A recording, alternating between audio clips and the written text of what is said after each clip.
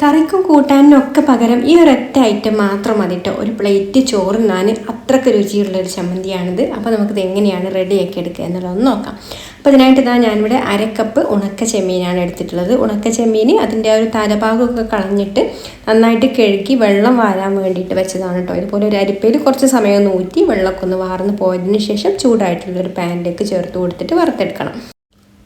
ചെമ്മീനിൽ വെള്ളത്തിൻ്റെ അംശം ഉണ്ടെങ്കിൽ അതൊന്ന് ഡ്രൈ ആയി വന്നതിന് ശേഷം ഇതിലേക്കൊരു 2 വറ്റൽമുളക് കൂടെ ചേർത്ത് കൊടുത്തിട്ട് റോസ്റ്റ് ചെയ്തെടുക്കാം. അപ്പോൾ നന്നായിട്ട് ചെമ്മീൻ ഡ്രൈ ആയി വന്നിട്ടുണ്ടെങ്കിൽ ഇതിൻ്റെ കൂടെ തന്നെ വറ്റൽമുളക് ചേർത്ത് കൊടുക്കാം കേട്ടോ. എന്നിട്ട് നന്നായിട്ടൊന്ന് റോസ്റ്റ് ചെയ്തെടുക്കാം.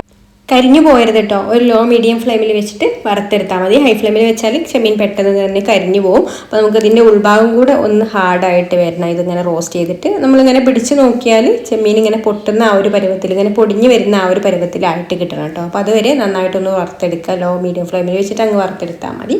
എന്നിട്ട് ആ ഒരു പൊടിഞ്ഞ് വരുന്ന ആ ഒരു സമയത്ത് നമുക്ക് ഫ്ലെയിം ഓഫ് ആക്കാം. ഇനി നമുക്കിത് മിക്സിയുടെ ജാറിലേക്ക് ചേർത്ത് കൊടുത്തിട്ട് നന്നായിട്ടൊന്ന് ആദ്യം പൊടിച്ചെടുക്കാം.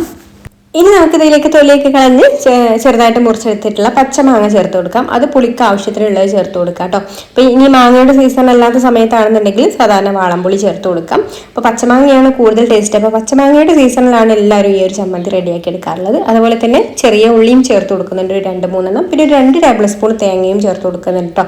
മാങ്ങ നല്ല പുളിയുള്ള മാങ്ങയാണെന്നുണ്ടെങ്കിൽ ഒരു 2 ടേബിൾ സ്പൂൺ തേങ്ങ കൂടെ ചേർത്ത് കൊടുക്കാം. തേങ്ങ സ്കിപ്പ് ചെയ്യേണ്ടവർക്ക് സ്കിപ്പ് ചെയ്യാം കേട്ടോ. അപ്പോൾ ഇതും കൂടെ ആകുമ്പോൾ ആ ഒരു പുളിയും എല്ലാം ഉപ്പും എല്ലാം ഒന്ന് ബാലൻസ് ആയി നിൽക്കും. പിന്നെ ഉപ്പും കൂടെ ചേർത്ത് കൊടുത്തിട്ട് ഇതുപോലെ അരച്ചെടുത്താലും നമ്മുടെ അടിപൊളിയായിട്ടുള്ള ചെമ്മീൻ മാങ്ങാ ചമ്മന്തി റെഡിയായി.